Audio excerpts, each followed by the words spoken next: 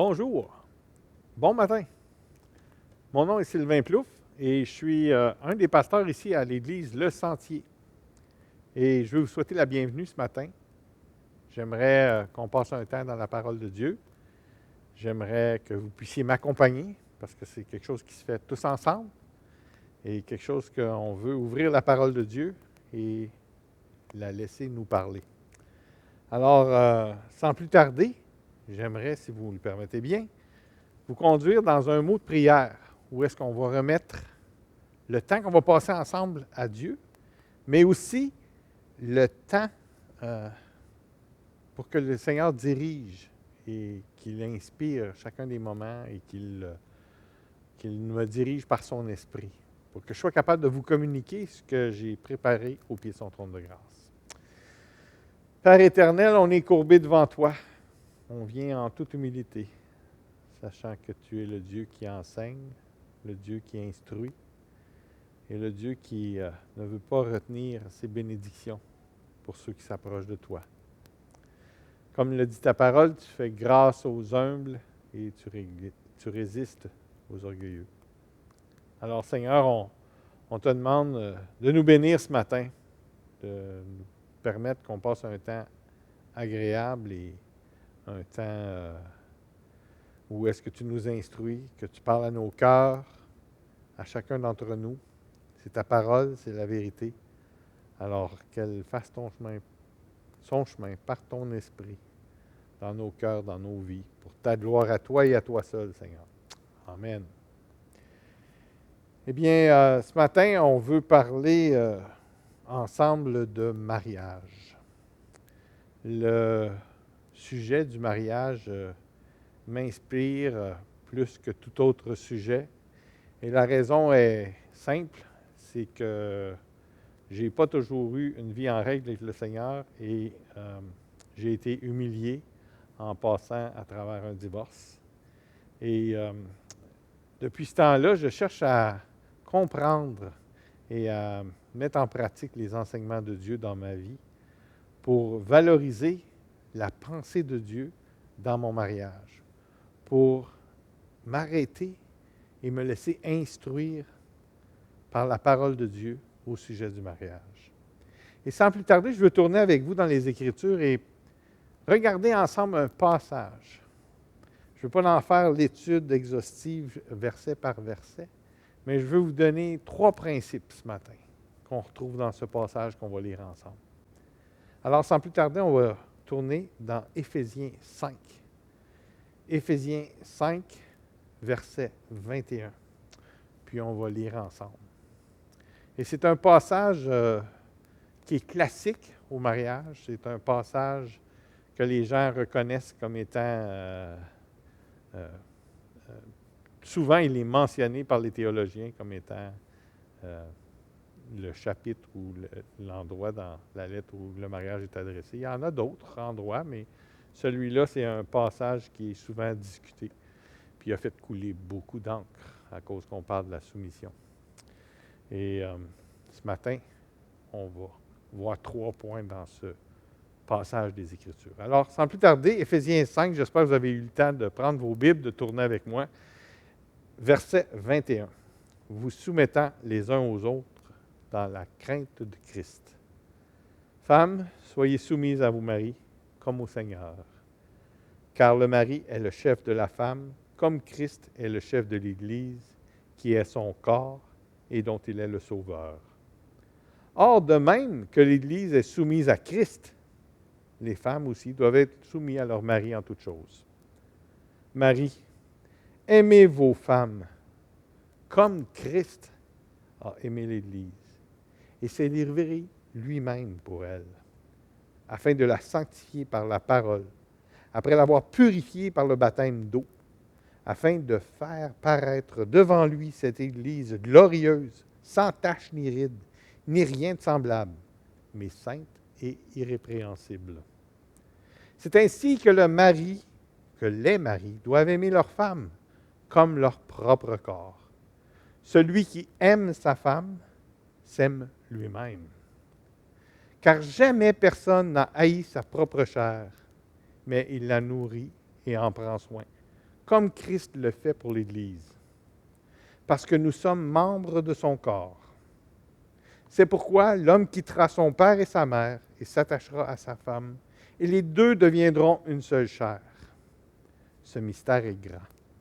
Je dis cela par rapport à Christ et à l'Église.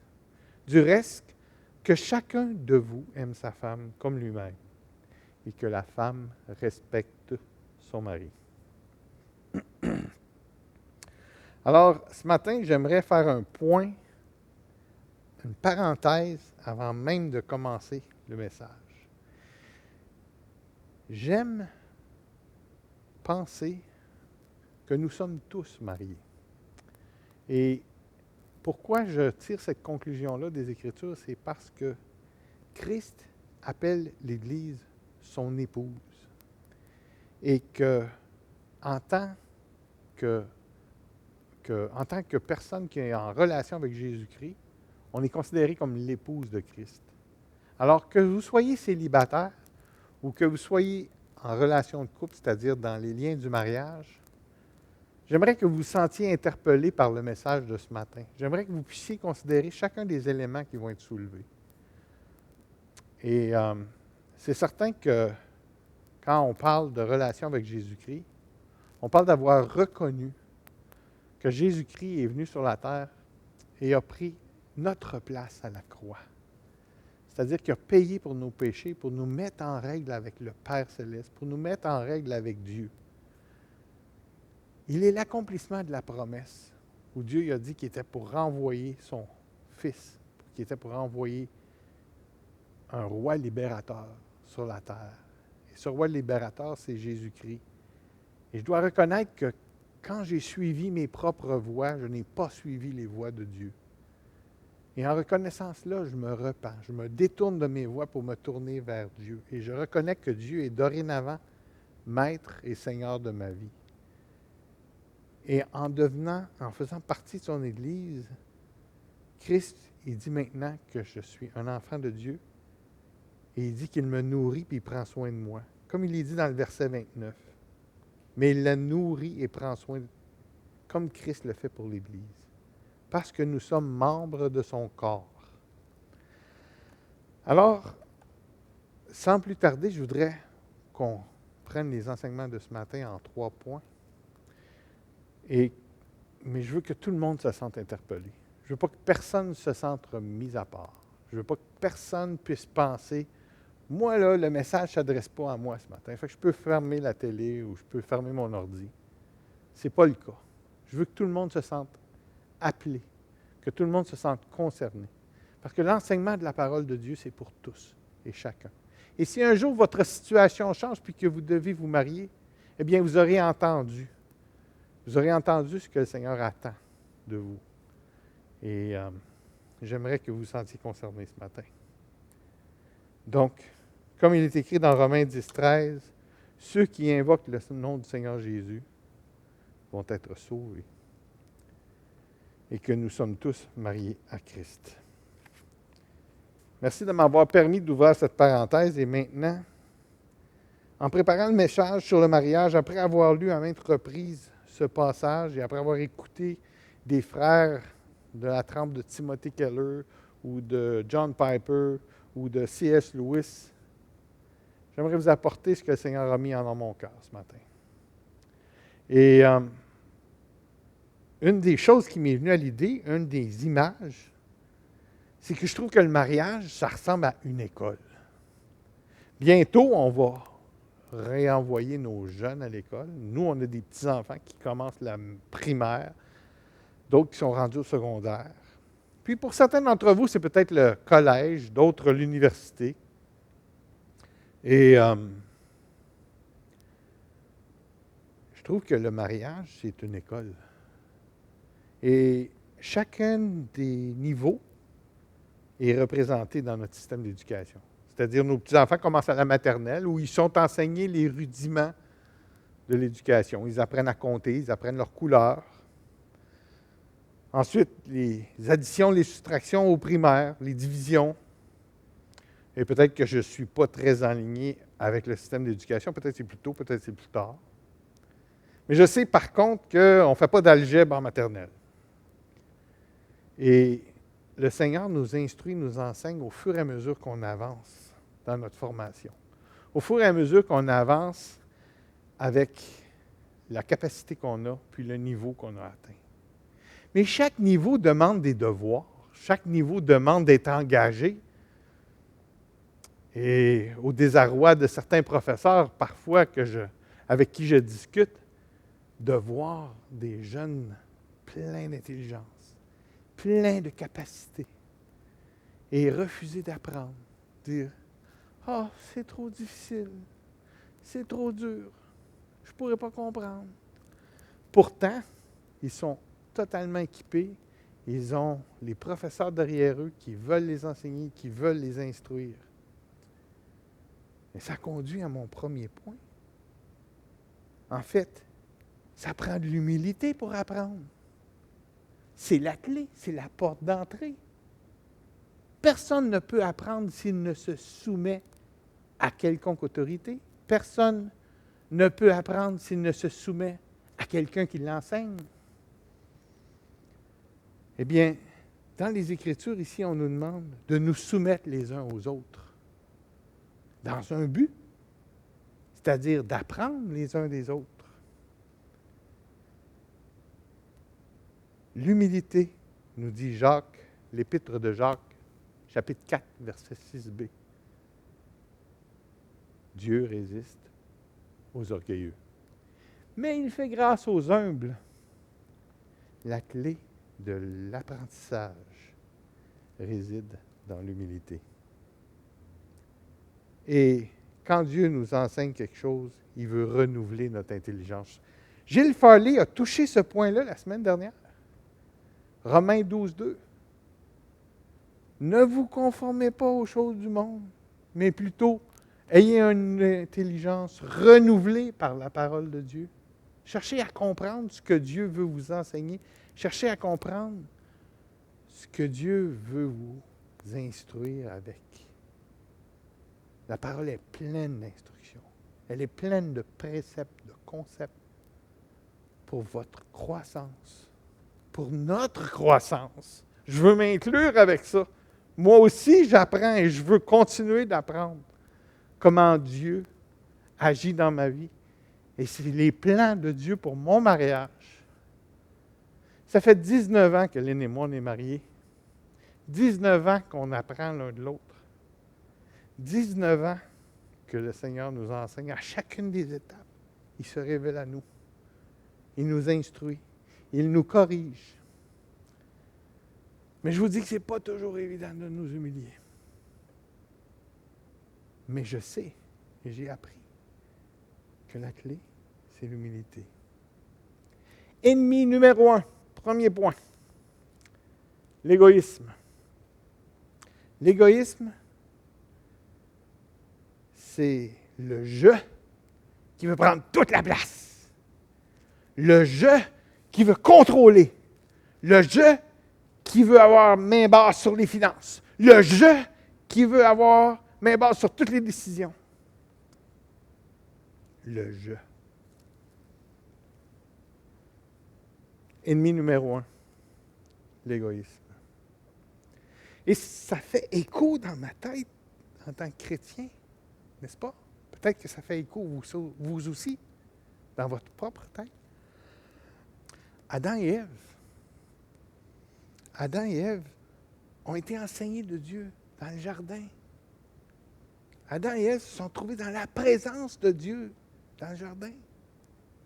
Dieu leur a tout donné. Un beau jardin avec des fruits qui n'avaient pas besoin d'être cueillis ou attendre d'être dans leur saison pour être cueillis, mais ils pouvaient arracher de l'arbre et manger directement de n'importe quel arbre, sauf un. Sauf un. Et c'est sur cet arbre-là que l'ennemi est venu semer le doute. C'est sur cet arbre-là que l'ennemi a dit, est-ce que Dieu a vraiment dit? Est-ce que Dieu vous a pas caché quelque chose à la place de ne pas vous révéler ce qui pouvait arriver avec cet arbre-là? Pourtant, Dieu avait bien dit, si vous mangez de cet arbre, vous mourrez. Mourir, qui veut dire séparer d'eux, c'est-à-dire que si vous devenez empreint du mal et que votre conscience s'ouvre au mal, Dieu ne peut plus être dans votre présence parce qu'il n'y a pas de mal en Dieu. Et pourtant, ils se sont détournés de l'enseignement de Dieu. Ils ont refusé de s'humilier. Et Dieu nous interpelle à la même chose aujourd'hui à travers Jésus-Christ. Il veut qu'on s'humilie, il veut qu'on obéisse. Il veut qu'on écoute, il veut qu'on entende. Il veut nous diriger par son esprit. Est-ce qu'on va répéter la même chose qu'Adam et Ève? Parce qu'il y a un genre de pattern dans les Écritures. Pattern en français. Il y a un genre de scénario où il y a un genre de choses qui se répètent. Et si vous remarquez bien, c'est la vision, voir, convoiter, s'approprier et mentir. Un autre qui me vient en tête, c'est David qui marchait sur son palais, puis il voit Bathsheba qui est après se baigner, qui est nue.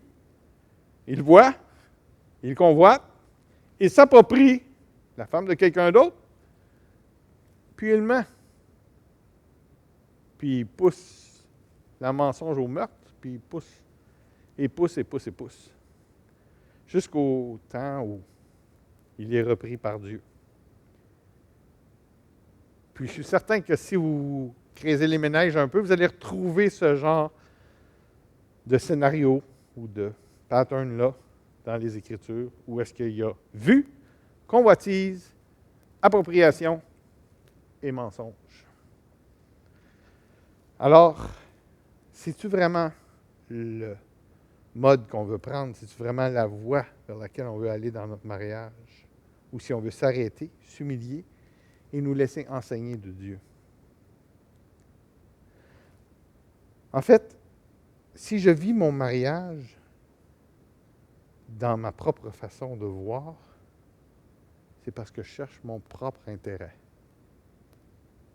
C'est parce que je ne laisse pas de place à Dieu pour m'expliquer comment le mariage devrait fonctionner, mais plutôt je veux imposer à ma conjointe ce que je désire.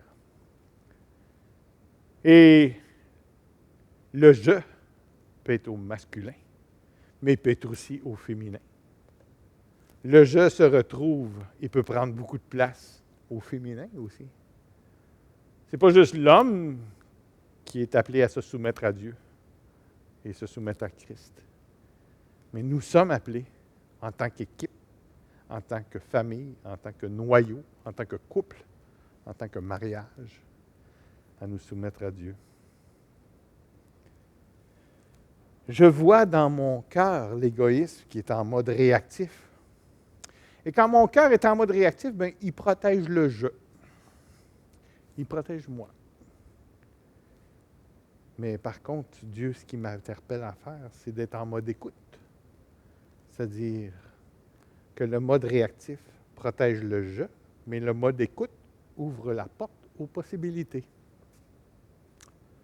Alors, si je veux être enseigné de Dieu, si je veux que mon mariage grandisse, si je veux que Dieu puisse m'enseigner, il faut que je m'humilie. Il faut que je cherche ce que Dieu veut pour moi. Il faut que je cherche ce que Dieu désire me communiquer, ce qu'il désire m'enseigner. Et c'est en écoutant Dieu et en m'humiliant qui est la clé de l'apprentissage. Aujourd'hui, j'invite chacun de nous de regarder notre propre égoïsme comme étant plus important que celui de l'autre. Autrement dit, mon égoïsme à moi, Sylvain, il est plus important que l'égoïsme de Lynn. Et si vous ne croyez pas que Lynn peut être égoïste, bien, vous pourriez lui demander après, parce que je ne voudrais pas que vous pensiez que c'est juste moi qui dis ça. Mais vous pourriez lui demander, communiquer avec Lynn et lui demander si, parfois, son « je » ne veut pas prendre la place. Alors, si aujourd'hui, chacun de nous regarde son égoïsme comme plus important que celui de l'autre, bien, c'est là qu'on va peut-être apprendre à se servir un l'autre. C'est là peut-être qu'on va apprendre à se soumettre les uns aux autres. Ce qui nous conduit vers un deuxième point important dans le mariage. Donc, le premier point, l'égoïsme, ennemi numéro 1. Je suis centré sur le « je » et je ne suis pas ouvert au progrès de l'équipe, ni au progrès de mon mariage, ni au progrès de ma famille. Je veux l'accomplissement de ma carrière, je veux l'accomplissement du moi, je veux l'accomplissement de ce que moi je crois important. Je veux faire ce que j'ai le goût de faire et mon épouse doit se soumettre et me suivre. Ce n'est pas tout à fait ce que Dieu enseigne ici. En fait, ce n'est pas ça du tout que Dieu enseigne ici.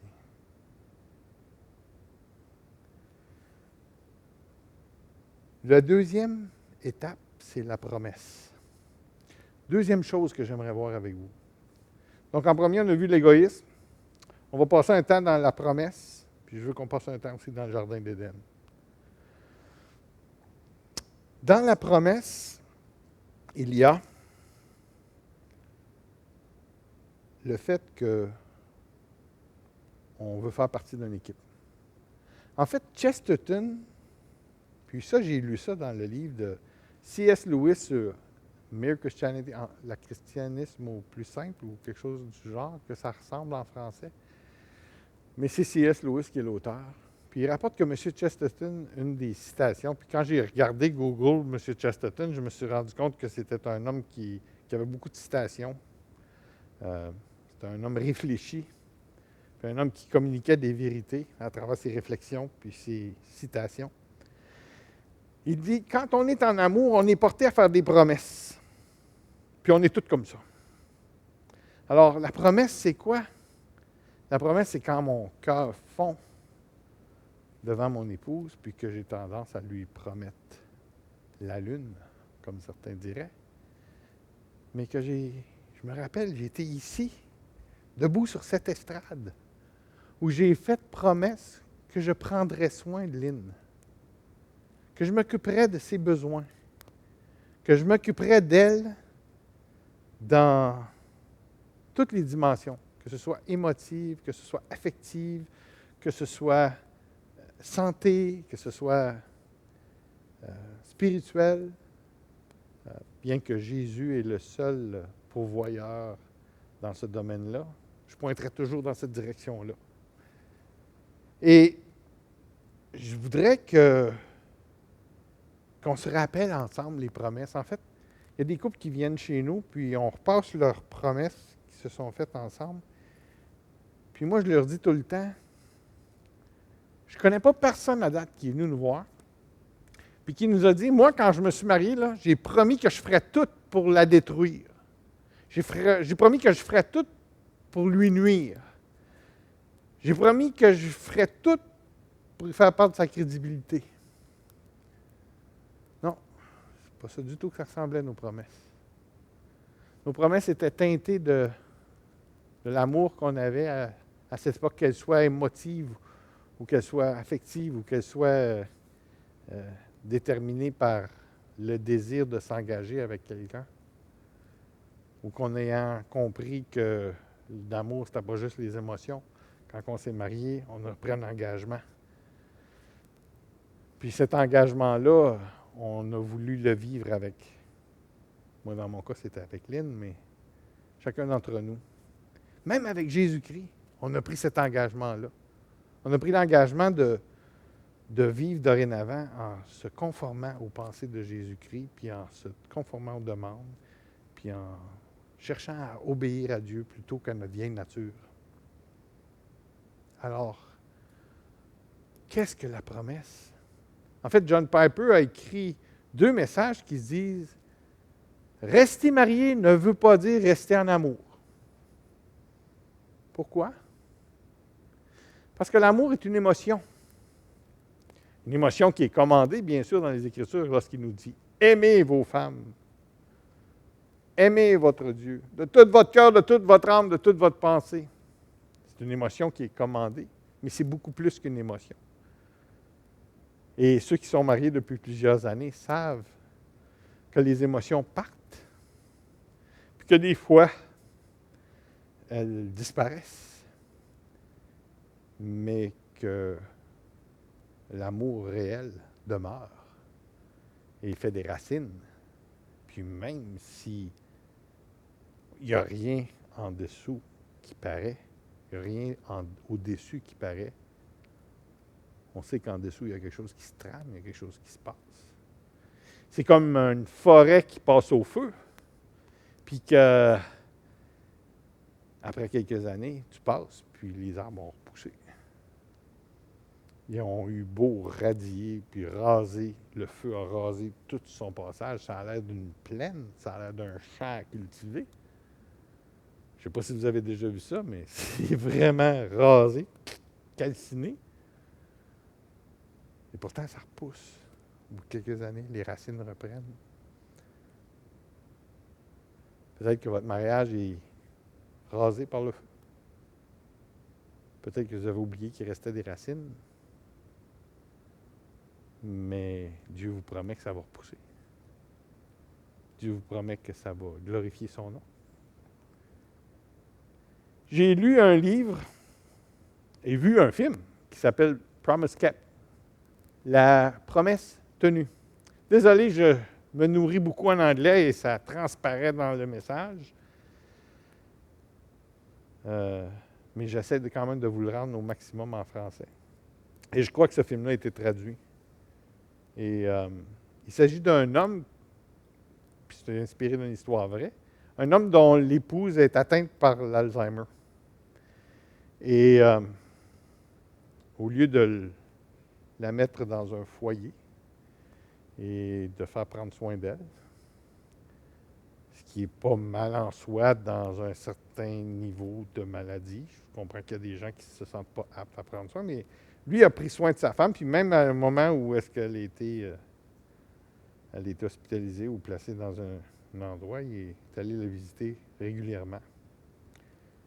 Et il avait pris l'engagement que même dans la maladie, qu'il en prendrait soin.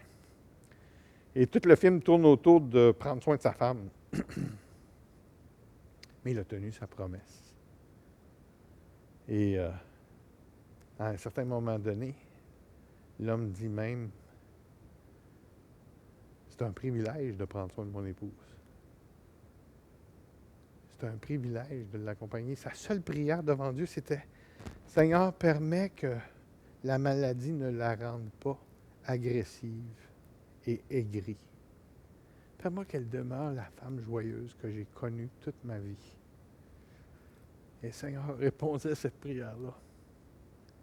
Et toute sa vie, le restant de ses jours, la femme, elle a gardé sa bonne humeur. Savez-vous quand elle devenait insécure? Savez-vous quand elle devenait inquiète? Savez-vous quand elle versait des larmes? Quand son mari n'était pas à côté d'elle. Quand son mari n'était pas là pour la sécuriser. Quand son mari n'était pas là pour prendre soin d'elle. Mais il a tenu sa promesse. Il était là jusqu'au dernier jour. Vous allez me dire, c'est un film. Je suis d'accord, c'est un film, mais ça demeure. Ça demeure que c'est la promesse, elle a été tenue. Et qu'est-ce que ce serait si Christ ne traînerait pas sa promesse? En fait, tout est accompli. Il a tenu sa promesse. Et combien de promesses Dieu nous fait-il à travers les Écritures? Est-ce qu'on compte sur Dieu pour accomplir ses promesses? Oui. Oui, on compte sur Dieu. Il ne changera pas d'idée. Il n'aura pas peur. Il ne sera pas épouvanté par rien. Il ne courra pas loin d'une situation. Non. Dieu va tenir ses promesses. Il nous a demandé de tenir les notes aussi. Vous savez, le capitaine du bateau Titanic a coulé avec son bateau. Il a tenu sa promesse. Il a tenu son engagement. Alors, je nous invite à considérer notre promesse. Si votre mariage a passé au feu, si votre mariage bat de l'aile, si votre mariage est florissant, rendez gloire à Dieu. Et demandez-lui de vous inspirer dans ses enseignements, de vous conduire à travers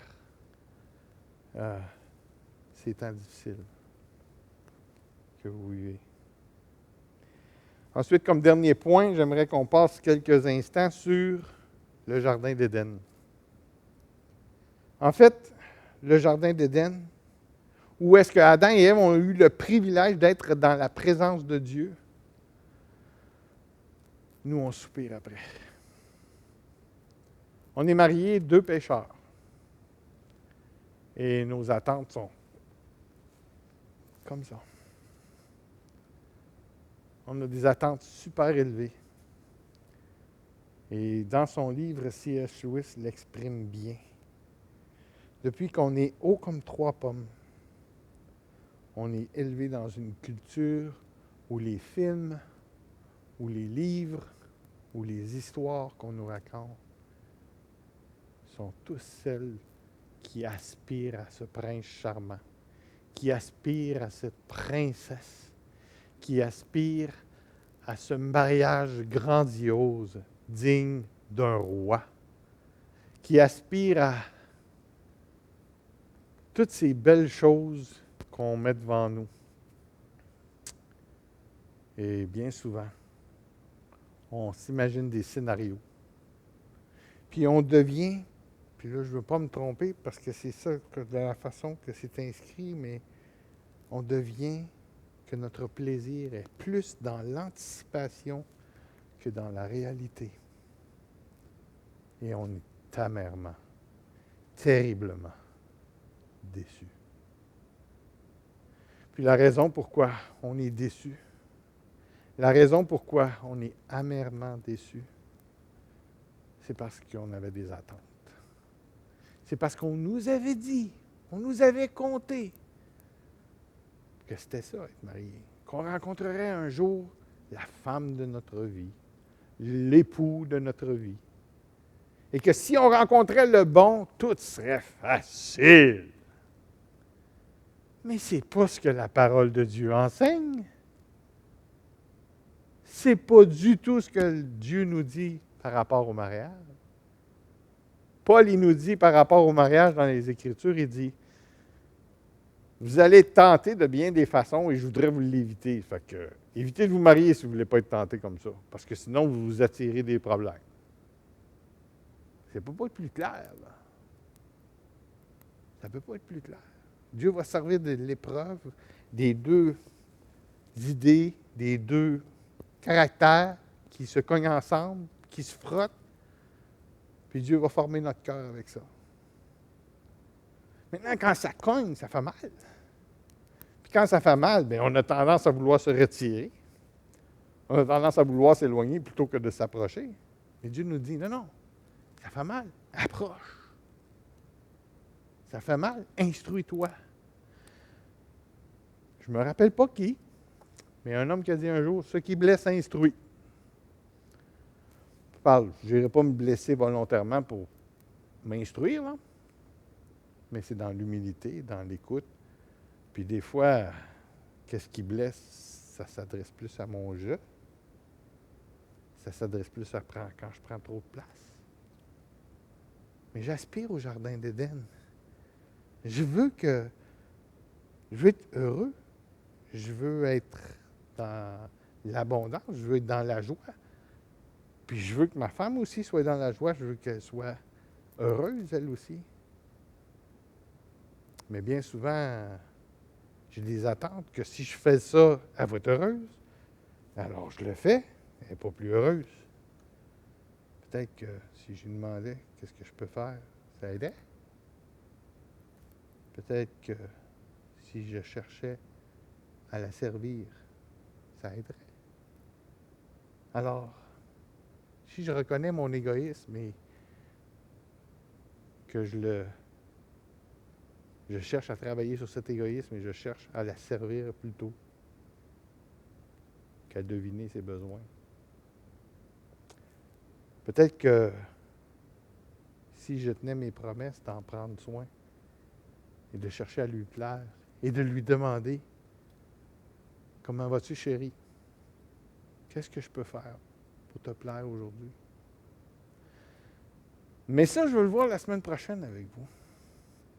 Je veux passer un peu de temps la semaine prochaine en regardant quels sont les éléments de construction. Qu'est-ce qu'on peut amener dans notre mariage qui va nous aider à construire ce mariage? Qu'est-ce que les Écritures nous rapportent qu'on peut servir pour construire le mariage? Et nous rappeler, frères et sœurs, que, 1, l'égoïsme, le je, peut prendre trop de place. 2, nos promesses, s'attacher à nos promesses. On s'attache aux promesses de Dieu. On sait que Dieu va les mettre de l'avant, on sait que Dieu va les concrétiser. Bien, il faut, nous aussi, qu'on mette en place tous les éléments nécessaires pour tenir nos promesses. Ensuite de ça, le jardin d'Éden. Est-ce que nos attentes sont trop hautes envers notre conjoint, notre conjointe? Est-ce qu'on recherche auprès d'eux l'accomplissement de notre bonheur? Je vous invite à considérer ces 3 éléments cette semaine. Loin d'avoir fait le tour de tout le passage lu en début de notre rencontre ce matin, on a effleuré le sujet. Et je voudrais prier avec vous, pour vous, comme pour moi, pour que le Seigneur continue de vous enseigner là où est votre mariage. Si vous êtes en préparation de mariage, puis que la maternelle n'est pas commencée, bien, je veux prier pour vous. Puis si vous êtes dans une première année, dans les premiers mois de mariage, puis vous êtes en maternelle, bien, je veux prier pour vous. Le Seigneur a quelque chose à vous enseigner là aussi. Puis comme ça, ainsi de suite, pour chacune des étapes. Même si vous êtes rendu dans le doctorat du mariage, parce que j'en connais que ça fait 50 quelques années qu'ils sont mariés ici, le Seigneur a encore quelque chose à vous enseigner. Puis il va continuer de le faire jusqu'à temps que vous allez arriver dans sa présence. Il n'a pas terminé son œuvre. Alors je vous invite, frères et sœurs, à vous courber avec moi. Puis à remettre nos mariages, que ce soit conjoint, conjointe, ou que ce soit avec Jésus-Christ. Parce que Jésus-Christ aussi veut nous enseigner au sujet de l'intimité qu'on a avec lui, au sujet de la relation qu'on a avec lui. Courbons-nous. Seigneur Jésus, on est courbé devant ton trône de grâce. On vient en toute humilité. Pourquoi en toute humilité? Parce qu'on veut t'enseigner de toi, Seigneur. On sait que tu as toutes les réponses. Et je veux élever ma voix avec les disciples quand ils t'ont dit, « Où irions-nous? Où irions-nous, Seigneur Jésus? Tu détiens la vérité. Tu es la vérité. Tu es le chemin, la vérité et la vie, nous dit l'Évangile de Jean. Alors, Seigneur, on vient à toi en candide, en toute humilité. On vient sans aucune prétention. Puis on sait qu'on a besoin d'être enseigné de toi. Alors, déverse sur nous, en nous, par ton esprit,